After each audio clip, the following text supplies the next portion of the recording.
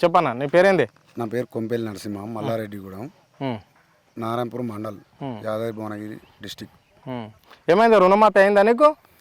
రుణమాఫీ కాలేదన్న. రుణమాఫీ కోసమనే ఇప్పటిదాకా నేను చౌడుపల్లి పోయి వచ్చిన. చౌడుపల్లి పోయి వస్తే నాకు 2,20,000 ఉండే నిరుడు. నేను కట్టలేని పరిస్థితిలో కట్టలేకపోయాను.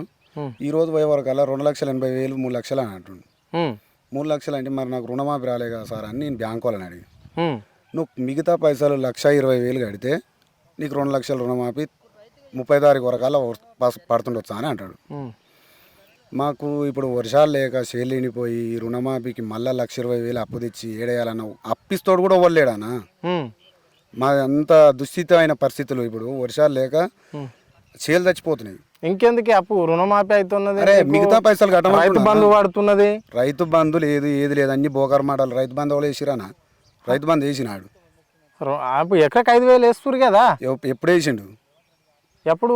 కొంతమందికి పడ్డాయి అప్పుడు. అరే గతంలో వేస్తురు కదా కేసీఆర్ గవర్నమెంట్లో. కేసీఆర్ గవర్నమెంట్లో వేసిరానా? కేసీఆర్ బ్రహ్మాండమైన రైతు బంధు వేసిండు, రైతు బియ్యం ఇచ్చిండు, అన్ని బ్రహ్మాండంగా చేసిండు. పుష్కలంగా వర్షాలు. మాకు ఇక్కడ దగ్గర ప్రాజెక్టు కట్టిండు కానీ అది పూర్తి కాలే. ఇప్పుడు రుణమాఫీ అయితే అంత ఫేక్ న్యూస్ అన్న. సర్పంచ్ ఎలక్షన్ల డ్రామా కోసం ఇవంతా రుణమాఫీ అయిందని అంటారు. రుణమాఫీ కాలే, ఏం కాలే. ఇప్పటిదాకా నేను బ్యాంక్ కాడికి వచ్చిన, నన్ను 1,20,000 కట్టాలని నన్నే నిలదీస్తున్నాడు బ్యాంక్ వాడు. నేను నిలదీసి కడతాను ఇప్పుడు. ఓకే, 1,20,000 నేను కడితే 2 లక్షలు. రైతులంతా పండుగ చేసుకోండి, మొత్తం రుణమాఫీ 2 లక్షలు అయిపోయింది అని చెప్పేసి హరీష్ రావును తిడుతున్నాడు, కామెంట్ చేస్తున్నాడు. హరీష్ రావును తిట్టేంత మొగోడు ఏడలేడన్న. 6 అడుగుల బుల్లోటు అన్న మాట నిలబెట్టుకుంటాడు. ఏంది హరీష్ రావు అంటే ఏందనుకుంటున్నావు? సింహం, పులి. ఆయన తిట్టేంత సీనీలకు లేదు అన్నాడు కదా నిన్న. నువ్వు వెళ్ళే 15 రోజు అన్నా, ప్రతి మనిషికి రుణమాఫీ పొల్లు పోకుండా చేస్తే నేను రాజీనామా చేస్తాడు.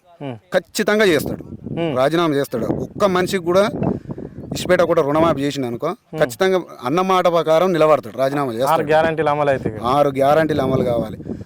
ఒక్కొక్క గ్యారంటీలో 20-30 హామీలు ఉన్నాయన్న. ఒక్కటి చేసి 20 చేసినామని చెప్తారు. అంత బోకస్. అంతేనా? అంత బోకస్. అసలు రైతు బంధు లేదు, రైతు రుణమాఫీ లేదు. రుణమాఫీ అసలే లేదన్న. రుణమాఫీ అయితే నేను అది ఆ ముచ్చటే కాదు, 100లో 1% ఓనుకోకనికి అవుతున్నాయి 20-30,000 ఉన్నోనికి. అది కూడా కాంగ్రెస్ పార్టీ వాళ్ళకేనా? కాంగ్రెస్ పార్టీ వాళ్ళకి కానీ మనం ఏమేమో అనొద్దు కానీ, అసలు కాంగ్రెస్ పార్టీ వాళ్ళకి వచ్చి నడుకొడుతున్నాయి. రుణమాఫీని మనం పరిగణలోకి తీసుకునేదే కాదు, అది సర్పంచ్ ఎలక్షన్ల కోసం ఆడే డ్రామా. ఓకే, రైతు బంధు మొన్న ఎంపీ ఎలక్షన్లకు వేసారు, కొంతమందికి వేసారు అన్న. 3 ఎకరాల లోపు 5 ఎకరాల లోపు ఉన్న వాళ్ళకి కొంతమందికి పడ్డాయి. అది ఎంపీ ఎలక్షన్లకు ఆడిన డ్రామా. ఇది సర్పంచ్ ఎలక్షన్లకు ఆడే డ్రామా. ఇవన్నీ ఏవి కావు. అసలు బడ్జెట్ అన్న, రేవంత్ రెడ్డి రాగానే అన్ని అప్పు ఉట్టిపోకిసలు అడవిచ్చిండు. నేను లంక బిందెలు ఉన్నాయి అనుకొని వచ్చినా అని అన్నాడు.